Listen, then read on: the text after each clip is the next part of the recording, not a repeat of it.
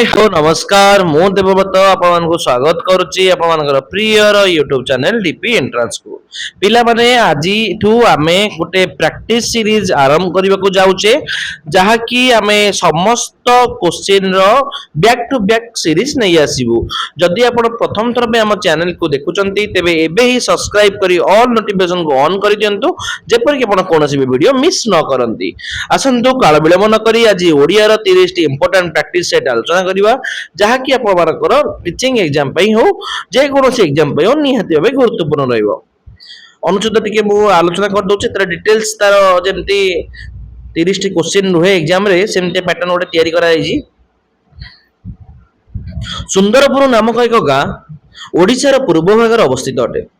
एही गाँटी एक छोट नदी कूल सह चारिपाखरु हरित पहाड़ घन जंगल उर्वर कृषि भूमि घेरा यही प्राकृतिक परिवेश गाँटी को एक शांत सुंदर परिष्कृत एवं जीवन शैली देइछि।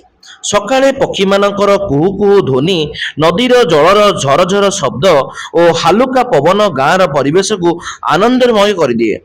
सूर्य उदय समय रे चाषी माने निजर खेत को जाती और दिन भरी कठिन परिश्रम करती। सुंदरपुर अधिकांश लोक कृषि उपर निर्भरशील से माने धान गहम डाली तेल बीज एवं विभिन्न प्रकार पनीपरिया चाष करती। नदीर पानी यही चाष पई मुख्य सहायक भावे निकटवर्ती छोट जलसेचन केनाल मध्य खेत को पानी जोगई दे आसे। वर्षा ऋतु रे नदीर पानी बढ़ी जाए यह केबे केबे बन्या सृष्टि करी चाषी मान को क्षति करे किंतु ग्रीष्म काल रे एही नदी जीवनर मूल आधार होई जाए। गाँ रे गोटे सरकारी पाठशाला अछि जेउठारे प्राय 200 छात्रछात्री माने पढ़ती। शिक्षक माने केवल पाठ्यपुस्तक शिक्षा नुहे बरम नैतिक मूल्य परिवेश सुरक्षा एवं समाज सचेतन विषय रे मध्य शिक्षा दियंती। शिक्षालय रे पढ़िया थिबारु शिशु माने पढ़ाशुणा सहित क्रीडा रे मध्य अंश नियंती। सुंदरपुर गोटे स्वास्थ्य केन्द्र अछि जेउठारे साधारण चिकित्सा रोगर चिकित्सा होई थाए। गुरुतर रोग हेले रोगी माने निकटवर्ती जिला हॉस्पिटल को नहीं जाती। गाँर युवक माने शिक्षित होई चाकरी पाई शहर को जाती किंतु से माने उत्सव और छुट्टी रे निज गाँ को फेरती। प्रतिवर्ष गाँ रे बड़ सांस्कृतिक मेला अनुष्ठित हुए। एही मेला रे हस्तशिल्प कृषिजात सामग्री खाद्य वस्तु स्थानीय कलाकृति प्रदर्शन हुए। गाँर नाट्य दल लोक नृत्य एवं नाटक परिदर्शन करी सांस्कृतिक ऐतिह्य को जीवंत रखे। गाँर लोक माने सहयोगी परिश्रमी शांतिप्रिय सेमानक समस्त काम रे परस्पर को सहाय्य करती। जदिओ आधुनिकता धीरे धीरे गाँ रे प्रवेश करुची तथापि से माने निज पारंपरिक जीवन शैली को रक्षा करिबारे गर्वबोध करुचंती। ठीक अछि पिला माने तो ये विषयर सारांश पिला माने कौन निज गाँ को भल पाइबा परिवेश को सुरक्षा रखिबा पाठ पढ़िबा सहित जड़े गोटे भल मनीष होगा ए विषय गोटे सारा मर्मतार रही। ठीक अच्छे आसतु तार 5टा प्रश्न आम आलोचना करवा। सुंदरपुर प्राकृतिक परिवेश जहाँकि नदी पहाड़ जंगल गाँर जीवन शैली और अर्थनीति को किपरि प्रभावित करिछि कोटा करछि पिला माने कृषि आधारित और शांत जीवन शैली को समर्थ करिछि पिला माने। ठीक अच्छे हम पैसेज पढ़िले अनुचित आरंभ रे स्पष्ट भाव लिखा जाइछि जे यह प्राकृतिक परिवेश गाँ को एक शांति सुंदर परिष्कृत जीवन शैली देइछि और गाँ रे अधिकांश लोक कृषि उपर निर्भरशील। ठीक अछि नेक्स्ट देखिए पिला कोन देइछि नदी और केनाल रो प्रणाली रो द्वितीय प्रभाव कोन भाबे देखा जाए। ठीक अछि तो नदी और केनाल रो द्वितीय प्रभाव कोन जलसेचन सहायता सहित बन्या विपद मध्य सृष्टि करता है। ठीक अच्छे option number C is the right answer. Next देखिए पिला माने कोन देछि शिक्षालय रे पाठ्यपुस्तक सहित नैतिक मूल्य एवं क्रीड़ा शिक्षार समन्वय केउ प्रकार विकास को सूचाए। एटा पिला माने गोटे सामग्रिक व्यक्तित्व गठन को सूचाए कारण पाठ्यपुस्तक सहित तार नैतिकता परिवेश सुरक्षा खेलकूदर मिश्रण शिशुर सर्वांगीन विकास बा होलिस्टिक डेवलपमेंट को पिला माने बुझाए जाको सामग्रिक व्यक्तित्वर गठन बोली पिला माने कह जाय। Option number C is the right answer. Next ये पिला कौन दीजिए युवक मानकर सहर को जीवा पुणी गाँ को फेरिबार प्रवृत्ति कौन सामाजिक संपर्क को प्रकाश करता है यह गाँ और सहर निर्भरता और भावात्मक जोग पिला प्रकाश करता है option number B is the right answer ठीक अच्छे कारण युवक माने आधुनिक जीविका सहर को जाती निर्भरता बोली कहुए किंतु निज गाँव माटी पर्वपर्वान प्रति भल पाइबा से पुणी फेरी आसती ये भावात्मक पिला माने ठीक अच्छे भलसे बुझीपार option number B is the right answer next पिला कौन दीजिए सुंदरपुर सहयोगी समाज और पारंपरिकता रक्षा किपरि गाँव अस्तित्व को शक्त करता किपरि करता है लोक मानकर सहयोगी आ मनोभाव जो ये सामाजिक एकता को बढ़ाए एवं निज पारंपरिक जीवन शैली को रक्षा करवा तार पिला माने सांस्कृतिक ऐक्य को मजबूत करे पिला माने तो सामाजिक एकता आ सांस्कृतिक ऐक्य option number B is the right answer तो नेक्स्ट देखिए पिला माने 6 ରୁ 10 वर्ष गोटे पैसे गीत देछि से गीत टिके पढ़ी बुझिया पिला माने कोन देछि उषार अरुणिमा भेदी सूर्य उठे नव उल्लासे स्वप्न मग्न धरणी जागे कर्मर डाकरे हरसे तो पिला माने कोन एटी कहला सूर्य उठे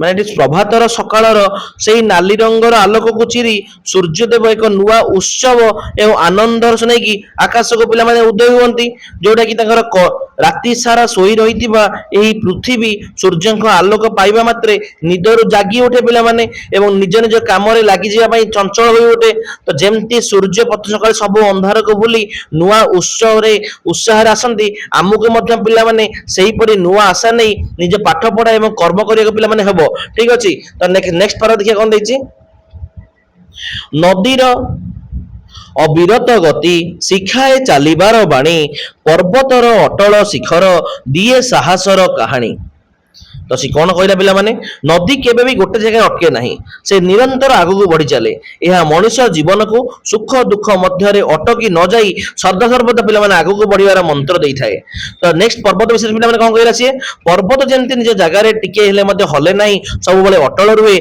सेमती मनुष्य को पिला माने निज लक्ष्य पथरे स्थिर रही साहसर सह सब समस्यार समाधान करबा को मध्य प्रेरणा देई थाए पिला माने थर्ड पैराग्राफ देखिए कौन देछि पिला माने झड़ आसे मेघ घनाए पथे बिछाई जाए बाधा जिए हार न माने केबे सफलता तार साधा कौन कहला तो जीवन पथरे चलिबा बेले अनेक समय रे विपद रूपक झड़ आसते पिला माने तो जोटा कि कला मेघ घोड़े आसे एवं आम रास्ता रे बहुत बाधा विघ्न सृष्टि करथाए किंतु सही संघर्ष समय रे जो व्यक्ति केबे पिला माने भय करे नहीं किंबा हार माने नहीं सफलता सही व्यक्ति पाद पिला माने चुमिथाए एवं ताकू ही पिला सफलता मिलथाए तो पिला माने चाकरी पाइबाटा पिला माने आपन हाथ रे निर्भर करथाए तापे पिला माने आपन परिश्रम करिया पड़िबो परीक्षा रे कष्ट कले भी जेबे जे डरे नहीं परिश्रम करिया पई से ही पिला माने भलो रिजल्ट करिया पई से सक्षम होइथाए तो चौथा पैराग्राफ को कोन दैछि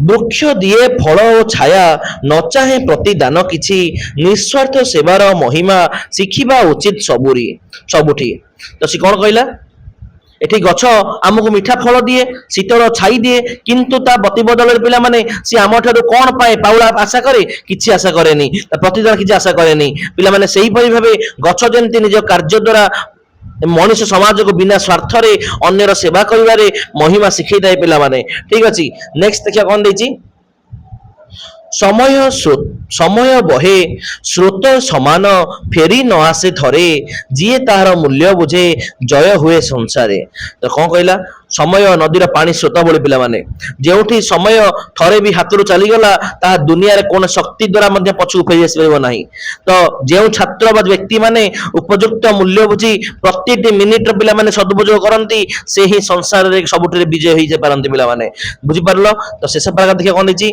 ज्ञानर दीप जलाई मने दूर कर अज्ञान तम सत्य प्रेम परिश्रम रे गढ़ी उठे जीवन धन से कौन कहला गोटे निज मन भितर सब बेले शिक्षा आ ज्ञानर दीप जालिबा कहबो पिला माने जहा द्वारा मन रे थिबा अज्ञान रूपक अंधकार संपूर्ण भावे नष्ट होई जो पिला माने जदि जने मनुष्य निज जीवन रे सत्यर मार्ग समस्तक प्रति भल पाइबा एवं कठिन परिश्रम द्वारा परिचालित करे तेबे से कहार जीवन रूपक मूल्यवान संपद ପିଲାମାନେ ବା ଜୀବନର ଶ୍ରେଷ୍ଠ ଧନ ଯିଏ ତ ତାକୁ ସବୁବେଳେ ଶ୍ରେଷ୍ଠ ଆଉ ସୁନ୍ଦର ଭାବେ ଗଢି ଉଠେ। ଠିକ ଅଛି, ତେଣୁ ପିଲାମାନେ ଏଇ କବିତାର ମୂଳ ଶିକ୍ଷା ହଉଛି କଣ?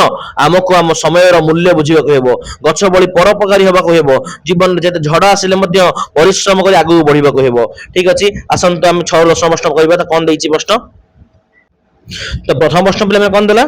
କବି ନଦୀ ଓ ପର୍ବତର ଉଦାହରଣ ମାଧ୍ୟମରେ ମଣିଷକୁ କେଉଁ ଦୁଇଟି ଗୁଣ ଅର୍ଜନ କରିବାକୁ ପ୍ରେରଣା ଦେଇଛନ୍ତି? ତ ନଦୀ ଅବିରତ ଗତି ଶିଖାଏ ପିଲାମାନେ ଚାଲିବାର ବାଣୀ, ଅର୍ଥାତ୍ ପିଲାମାନେ ଯୋଉ ଗତିଶୀଳତା, ଆଉ ପର୍ବତର ଅଟଳ ଶିଖର ଦିଏ ସାହସର କାହାଣୀ, ଯାହାକି ଏକ ଜାଗାରେ ଅଟଳ ଦୃଢ ରହିବାକୁ ସୁଝେଇଛି। ତ ଗତିଶୀଳତା ଆଉ ଦୃଢତାକୁ ପିଲାମାନେ ସୁଝେଇଛି। Option number B is the right answer. Fast ଟିକେ କଣ କରିବ, ପାରାଗ୍ରାଫ ଟିକେ ପଢିଦବ, 2 ମିନିଟ୍ ଦେଇକି ପାରାଗ୍ରାଫ ପଢିଦବ ହେଲା, ତାକୁ ତାପରେ ପ୍ରଶ୍ନ କରିବ, ତା ଆପଣଙ୍କୁ ସହଜ ହବ, ଆଉ ବାରମ୍ବାର ବାରମ୍ବାର ପ୍ରଶ୍ନ ଉଲ୍ଟେଇବାକୁ ପଡିବନି। ନେକ୍ସଟ କଣ ଦେଇଛି? ବୃକ୍ଷ ଦିଏ ଫଳ ଓ ଛାୟା, ନ ଚାହେଁ ପ୍ରତିଦାନ କିଛି। ପଂକ୍ତିଟି ନିମ୍ନୋକ୍ତ କେଉଁ ମାନବୀୟ ଆଦର୍ଶକୁ ସୂଚାଇଥାଏ? ତ ବୃକ୍ଷ ବିନା କୌଣସି ସ୍ୱାର୍ଥ, ବିନା କୌଣସି ପ୍ରତିଦାନ ଆଶା ନ ରଖି ସମସ୍ତଙ୍କ ସେବା କରେ ପିଲାମାନେ। ତ ଏହା ମଣିଷର ନିଃସ୍ୱାର୍ଥପରତା ଭାବେ ଅନ୍ୟର ଉପକାର କରିବାର ଆଦର୍ଶ ଶିଖାଏ। ତ ନିଃସ୍ୱାର୍ଥ ପରୋପକାରିତା ବିଷୟରେ ସୂଚାଏ। Option number C is the right answer ପିଲାମାନେ। ନେକ୍ସଟ ହେଇଛି କଣ ଦେଇଛି 8 ନମ୍ବର ପ୍ରଶ୍ନ। ତାପରେ ଗୋଟେ ଲାଇକ୍ ସେୟାର ସବସ୍କ୍ରାଇବ କରି ଅଲ୍ ନୋଟିଫିକେସନ ଅନ୍ କରିଦେଲେ ଆମେ ବ୍ୟାକ୍ ଟୁ ବ୍ୟାକ୍ କ୍ଲାସ ନେଇ ଆସିବୁ। ସମୟ ବହେ ସ୍ରୋତ ସମାନ, ପଂକ୍ତିଟିର ଗଭୀର ଅର୍ଥ କଣ? ତ ସମୟ ପିଲାମାନେ କଣ ଦେଇଛି?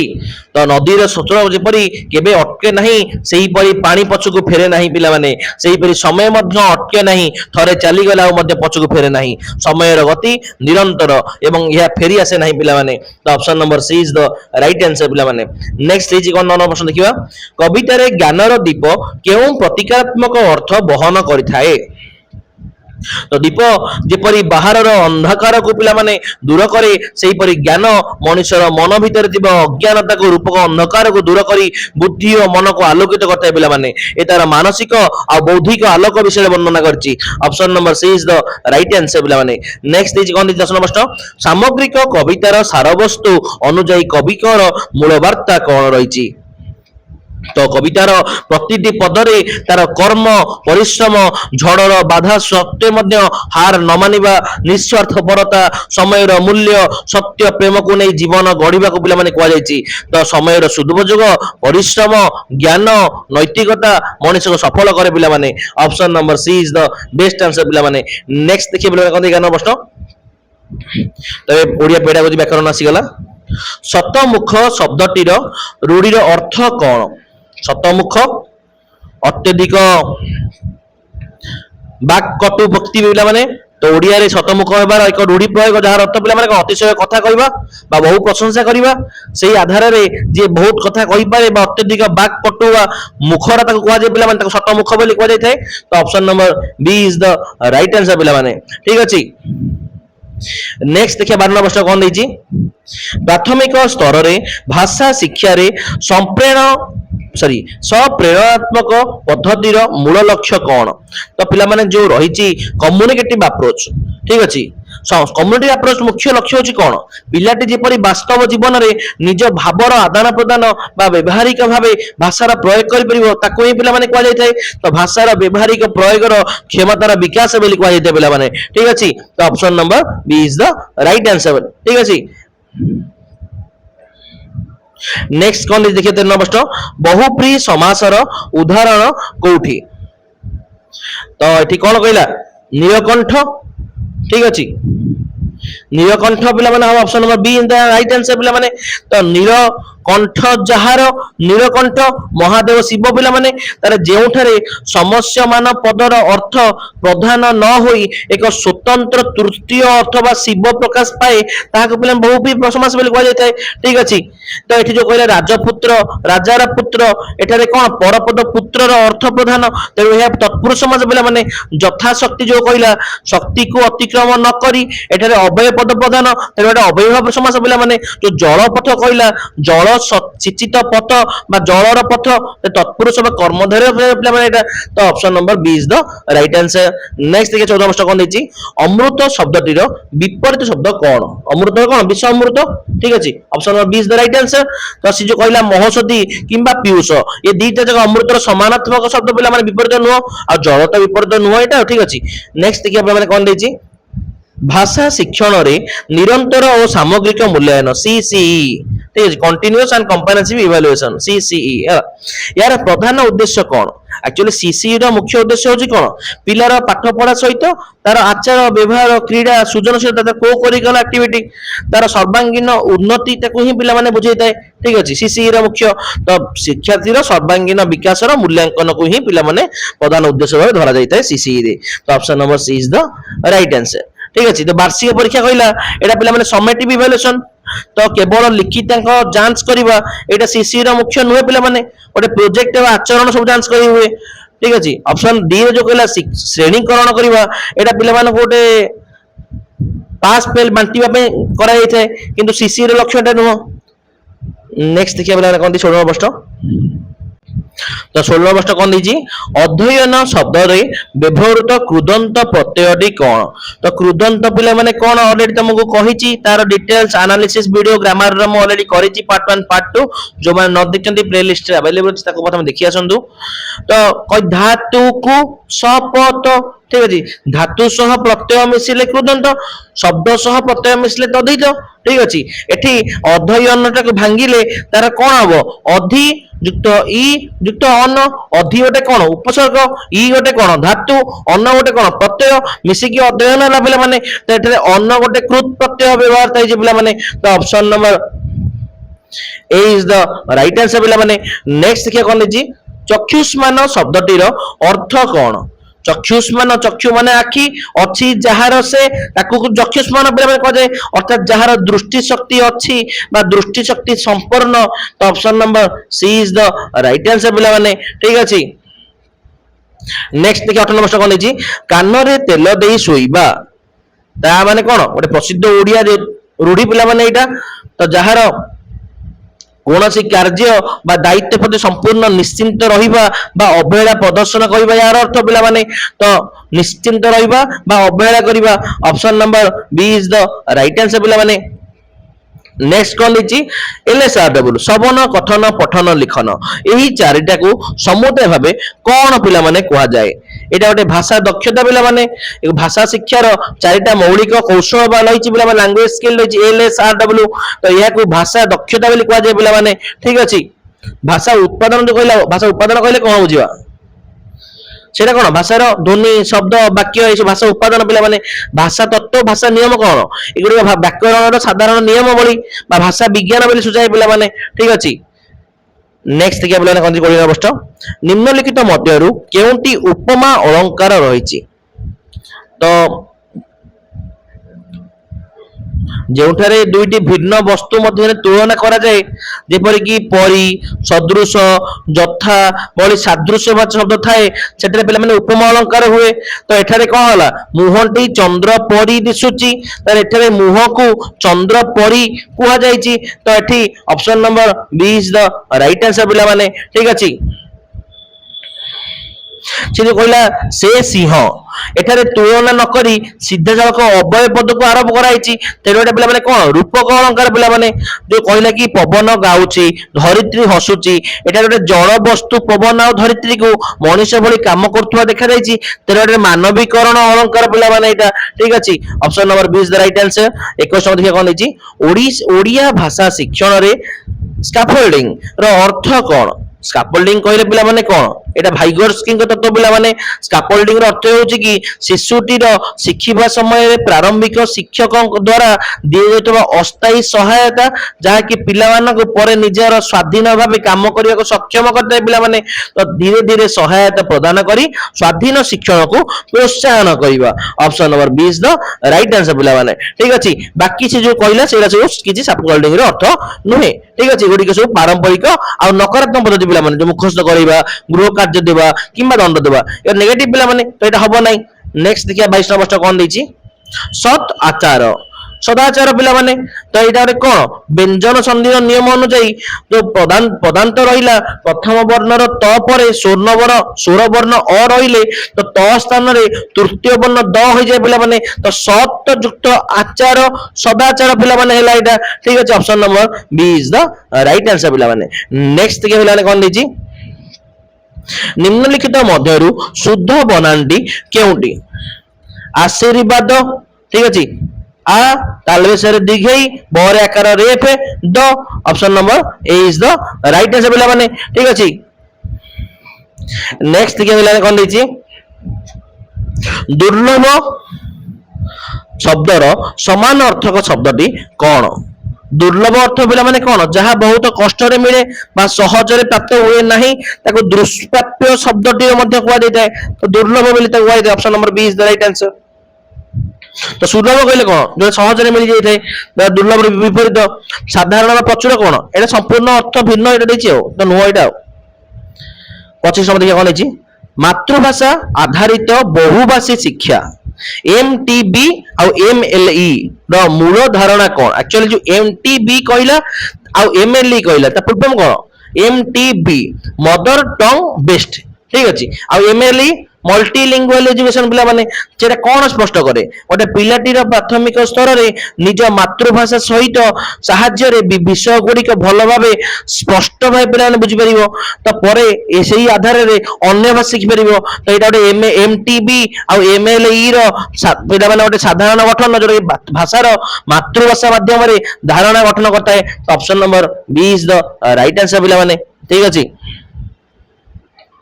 ନେକ୍ସଟ ଟିକେ 26 নম্বর କଣ ଦେଇଛି, ଅତିଥି ଦେବା ଭବ ଅତିଥି ଦେବୋ ଭବ ବାକ୍ୟରେ କେଉଁ ପ୍ରକାର ଅଳଙ୍କାର ଭାବ ନିହିତ?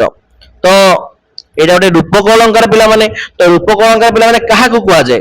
ଯେଉଁଠାରେ ଉପମେୟ ଓ ଉପମାନ ମଧ୍ୟରେ କୌଣସି ପାର୍ଥକ୍ୟ ନ ରଖି ଅଭେଦ ଆରୋପ କରାଯାଇଥାଏ, ତାକୁ ରୂପକ ଅଳଙ୍କାର ପିଲାମାନେ କୁହାଯାଏ। ଏଠାରେ ଉପମେୟ କୋଉଟା? ଅତିଥି। ଉପମାନ କୋଉଟା? ଦେବତା ପିଲାମାନେ। ତ ଏ ଦିଟାକ ମିଶିକି ଯୋଉ ଆରୋପ କଲା ଅର୍ଥାତ ଅତିଥି ହିଁ ଦେବତା, ସେଟା ରୂପକ ଅଳଙ୍କାର ପିଲାମାନେ କୁହାଯାଇଥିବ। ଠିକ ଅଛି, option number A is the right answer. ଉତ୍ପ୍ରେକ୍ଷା ପିଲାମାନେ କଣ? ଯେଉଁଠାରେ ସତେ ଯେପରି ଭାବେ ସମ୍ଭାବନା କରାଯାଇଥାଏ। ତ ଅତିଶୟୋକ୍ତି ସେଟା କହିଲା କଣ? କୌଣସି କଥାକୁ ବହୁତ ବଢେଇ ଚଢେଇ କହିବା, ଅତିଶୟୋକ୍ତି। ଯମକ କଣ?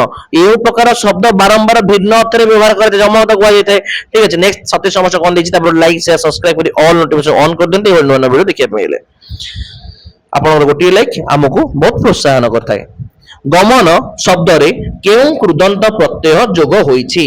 ଗମନ ପିଲାମାନେ କଣ? ଗମ ଯୁକ୍ତ ଅନ, ଗମ ଗୋଟେ ଧାତୁ, ଅନ ଗୋଟେ କୃତ ପ୍ରତ୍ୟୟ, ମିଶିଲା ଗମନ ହେଲା ପିଲାମାନେ। ତେଣୁ ଅନ ଗୋଟେ ପ୍ରତ୍ୟୟ ସଠିକ ହେଲା ପିଲାମାନେ। ତ option number A is the right answer ପିଲାମାନେ। ଠିକ ଅଛି, ନେକ୍ସଟ ଦେଖିବା କଣ ଦେଇଛି 28 নম্বর, ଭାଷା ଶିକ୍ଷାରେ ରିଡିଂ ବିଟୱିନ ଦ ଲାଇନ୍ସ କହିଲେ କଣ ବୁଝାଯାଏ?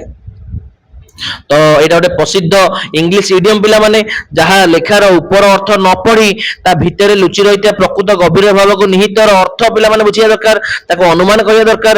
ତ ନିହିତ ଅର୍ଥ ବା ଅନୁମାନ କରିବା, option number she is the right answer ପିଲାମାନେ। ଯୋଉ ଦ୍ରୁତ ପଠନ କହିଲା ଏହାକୁ କଣ କୁହାଯାଏ? ସ୍କିମିଂ ବା ସ୍କାନିଂ କୁହାଯାଏ ପିଲାମାନେ। ଉଚ୍ଚ ସ୍ୱରରେ ପଢିବା ତାକୁ ଲାଉଡ ରିଡିଂ କୁହାଯାଏ ପିଲାମାନେ। ଶବ୍ଦାର୍ଥ ଲିଖିବା ଏହା କେବଳ ଡିକ୍ସନାରୀ କାମ କରିଥାଏ ପିଲାମାନେ। ଠିକ ଅଛି, ନେକ୍ସଟ ଦେଖିବା 29 নম্বর କଣ ଦେଇଛି, ଅଧଃପତନ କେଉଁ ସମାସର ଉଦାହରଣ ଅଟେ? ତ ଏଇଟା ତତ୍ପୁରୁଷ ସମାସ ପିଲାମାନେ ଅଟେ। ଏଇଟା ଗୋଟେ ତତ୍ପୁରୁଷ ସମାସ ଅଟେ। ତ ଏହା ବ୍ୟାସ ବାକ୍ୟ ହଉଛି କଣ? ଅଧଃ ବା ତଳକୁ ପତନ। ଏଠାରେ ଦ୍ୱିତୀୟ ବିଭକ୍ତି ପିଲାମାନେ କୁ ଲାଗିଲା, ଟି କୁ ରେ କୁ ରୁ ର ରେ। ତ ଏଠାରେ ଦ୍ୱିତୀୟ ବିଭକ୍ତି ତତ୍ପୁରୁଷ ସମାସ ପିଲାମାନେ ହେଲା। ତ ଯେଉଁ ସମାସରେ ପୂର୍ବ ପଦର ବିଭକ୍ତି ଚିହ୍ନ ଲୋପ ପାଏ ଓ ପର ପଦର ଅର୍ଥକୁ ପ୍ରଧାନ ରହିଥାଏ, ତାକୁ ତତ୍ପୁରୁଷ ସମାସ ବୋଲି କୁହାଯାଇଥାଏ। ତ ଦ୍ୱନ୍ଦ୍ୱ ପିଲାମାନେ କଣ? ଯେଉଁ ସମାସରେ ପୂର୍ବ ପଦ ଓ ପର ପଦ ଉଭୟଙ୍କ ଅର୍ଥ ପ୍ରଧାନ ଥାଏ ଏବଂ ଏହା ଓ ଏବଂ ଆଦି ଅବୟବ ଦ୍ୱାରା ଯୋଗ ହୋଇଥାଏ, ତାକୁ ଦ୍ୱନ୍ଦ୍ୱ ସମାସ କୁହାଯାଏ। ଯେପରି ହରି ଓ ହର, ହରିହର। ଅଧଃପତନରେ ସେଭଳି କୌଣସି ଭାବ ନାହିଁ ପିଲାମାନେ। କର୍ମଧାରୟ ପିଲାମାନେ କଣ? ଯେଉଁଠାରେ ବିଶେଷଣ ଓ ବିଶେଷ ପଦ ମଧ୍ୟରେ କିମ୍ବା ଓ ଉପମାନ ଓ ଉପମେୟ ମଧ୍ୟରେ ସମାସ ହୁଏ, ତାକୁ କର୍ମଧାରୟ ପିଲାମାନେ କୁହାଯାଏ। ଯେପରି ନୀଳ ଅଟେ କଇଁ, ନୀଳ କଇଁ। ନୀଳ ଅଟେ ଉତ୍ପଳ, ନୀଳୋତ୍ପଳ। ଠିକ ଅଛି, ତ ବହୁବ୍ରୀହି ପିଲାମାନେ କଣ? ଯେଉଁ ସମାସରେ ସମସ୍ୟମାନ ପଦ ଗୁଡିକ ନିଜସ୍ୱ ଅର୍ଥ ପ୍ରଧାନ ନ ହୋଇ ସେମାନଙ୍କ ଦ୍ୱାରା ଅନ୍ୟ ଏକ तृतीय व्यक्ति बा वस्तु को बुझाए ताको बहुब्रीहि पिला माने कह जाए जेबे दश आनन जहार दशानन बा रावण पिला माने ठीक अछि। नेक्स्ट देखिया 23 समस्या कोन दीजी शिक्षार्थी केंद्रिक भाषा श्रेणी कक्ष शिक्षक मुख्य भूमिका कौन। तो श्रेणी कक्ष पिला माने सक्रिय भावे निजर ज्ञान आहरण करते पिला माने शिक्षक सेपरी सेमानकर ज्ञान लदी दियंती नहीं परम शिखिबा प्रक्रिया को सहज सरल एवं आनंददायक करिया पई पथ प्रदर्शन करती सेति पय ताको कोन कहंती फैसिलिटेटर बा सुविधादाता बोली कह जाय पिला माने। तो option number C is the best answer पिला माने भल से बुझि पल्ला पिला माने। तो परीक्षक तो वक्ता तो हबनी वक्ता कोठी हुए टीचर सेंटर बा शिक्षक केंद्रिक पिला माने हुए एटी पिला माने सब बोले निष्क्रिय श्रोता होई बसी रहंती। तो एटा शिक्षार्थी केंद्रिक नुहे परीक्षक पिला माने कोन केवल शिक्षक केवल भूल कि ठीक धारणा पिला माने देबे ठीक जे परीक्षा होई शिक्षक अंश एटा भी नुहे नियंत्रक कोन शिक्षार्थी केंद्रिक रे शिक्षा श्रेणी कक्ष रे पिला मानको कठोर भावे नियंत्रण शासन करा जे नाही। तो एटा भी हबने पिला माने ठीक अछि। तो 30 प्रश्न परिसमाप्त घटिगला आशा करे आपण माने प्रश्न गुडी के भल से बुझि पारतेबे। तो एही भली भाबे back to back mock test दवा पई हेले आम चैनल डीपी एंट्रेंस को लाइक शेयर सब्सक्राइब करी ऑल नोटिफिकेशन को ऑन कर देंतु। आमे यार बैक टू बैक सीरीज नै आसीबु प्रतिटी यूनिट वाइज क्लास मध्ये नै आसीबु ता पूर्व आपण माने हमर मेंबरशिप नबा चाहिले आपण नै मध्ये नै परिबे आमे तार मेंबरशिप 10 टी मेंबर हे गला परे आमे मध्ये तार स्पेशल सीरीज नै आसीबु। तो एतिके रहिली जय जगन्नाथ जय मां मंगला।